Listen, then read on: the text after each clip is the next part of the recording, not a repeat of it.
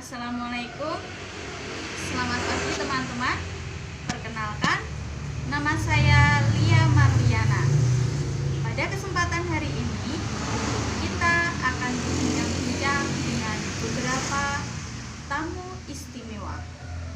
Nanti kita akan membahas tentang penerapan nilai-nilai dasar ASN. Aneka. Saya jelaskan sedikit apa itu aneka. Aneka. A. Akuntabilitas. N. Nasionalisme. E. Etika publik. K. Komitmen mutu. A.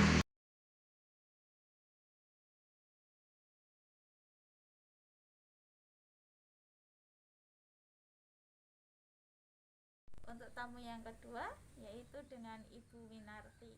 Mari kita berbincang-bincang dengan Ibu Winarti. Assalamualaikum Ibu. Waalaikumsalam warahmatullahi wabarakatuh. Di sini saya akan bertanya sedikit. Yang pertama, pekerjaan Ibu sehari-hari apa? Saya pekerjaannya IRT ya. Mbak apa Bu ini saya? Mbak. Oh Mbak ya, Biar Mbak akhir aja muda. ya. IRT ya, alias ibu rumah tangga. Iya, itu pekerjaan saya. Pekerjaan Ibu memberikan fasilitas jaminan kesehatan tidak? Kalau pekerjaan saya IRT itu bukan sebuah profesi ya. Jadi saya bekerja mengabdikan diri kepada keluarga saya.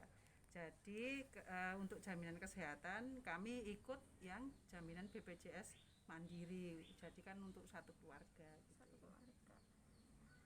Apakah pekerjaan Ibu memberikan fasilitas jaminan kesehatan bagi Ibu?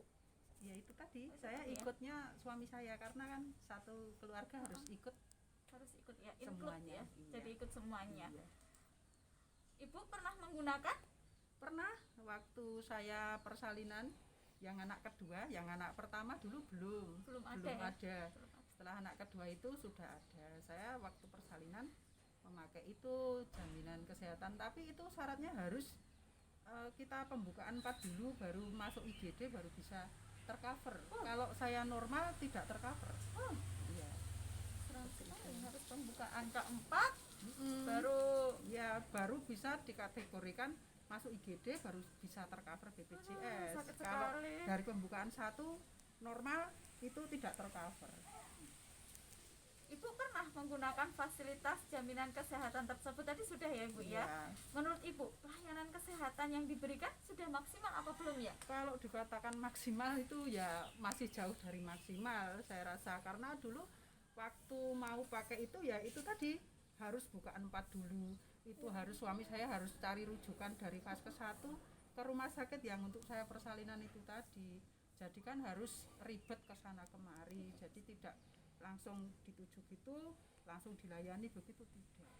Jadi seperti itu. Lalu tentang birokrasi ini. Birokrasi fasilitas jaminan tersebut mudah atau sulit? Jujur saja. Jujur sulit. Susah ya. Untuk masyarakat awam seperti saya ini yang tidak tahu menahu tentang birokrasi, yaitu tadi mungkin kurangnya pengalaman, kurangnya sosialisasi gitu, jadinya kan kita bingung.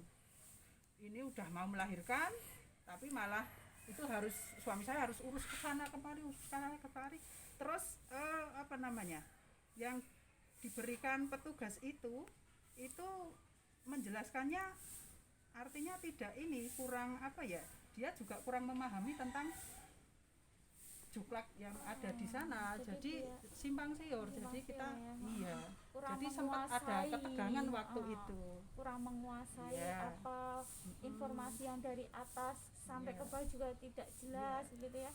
Nah, Ibu pernah menemui kesulitan dalam menggunakan fasilitas jaminan kesehatan tersebut? Nah itu tadi kesulitan di situ. Saya waktu itu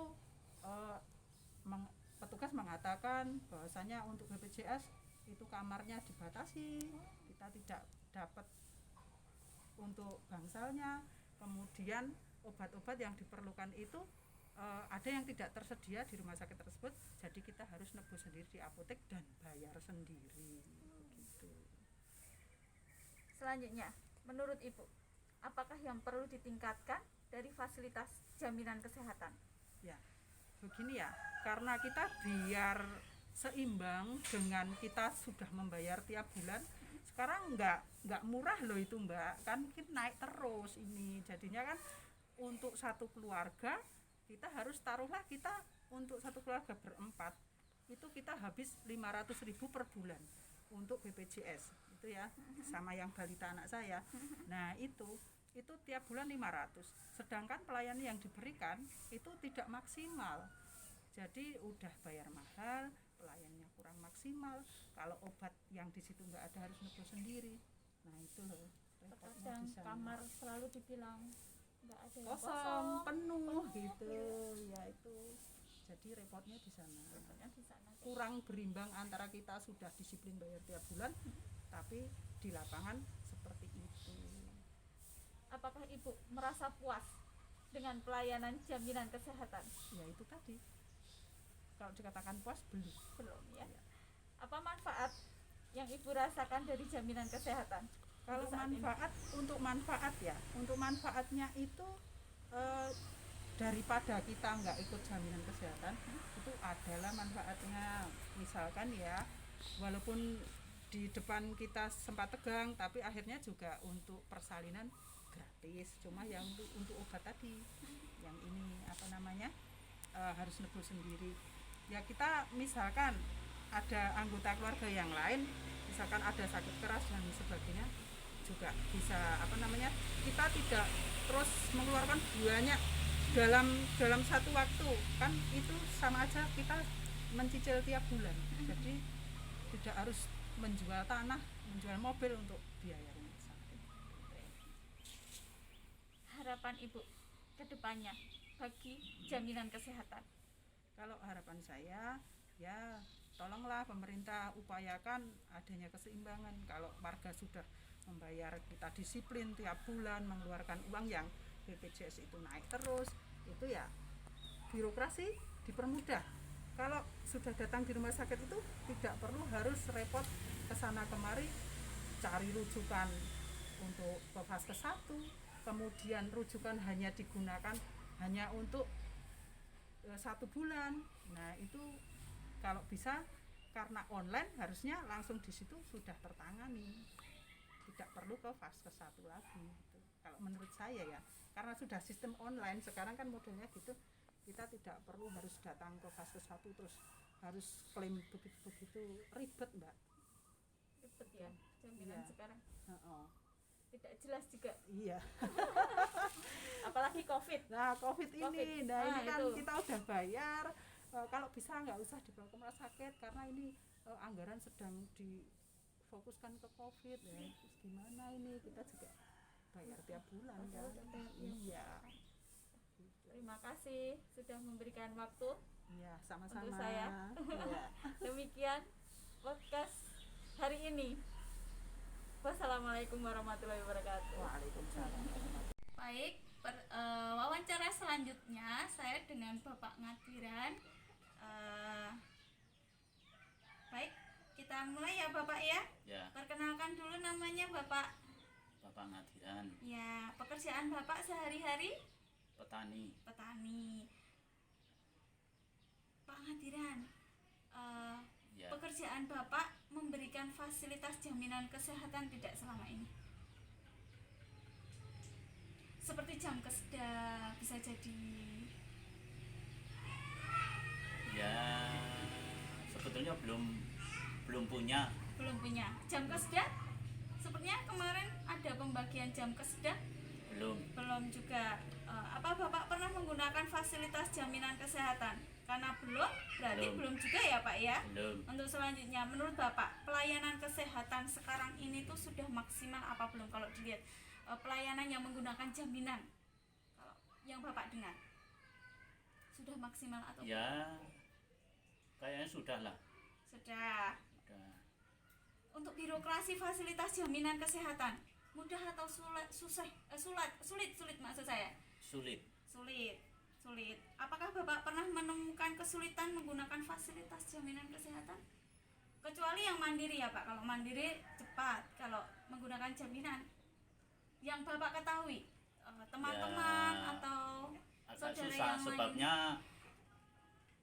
kalau mencari apa kesehatan itu kan melalui harus gini harus gini harus gini harus gini kan kerepotannya di situ sebab Harus fase ke satu, Mm-mm. ke fase ke-2, Kedua, terus itu baru ya. nanti fase Ah. ke-3 gitu ya Pak ya. Iya. Untuk yang didengar dari saudara-saudara yang lain. Nah, Mm. menurut Bapak apa yang perlu ditingkatkan dari fasilitas jaminan kesehatan?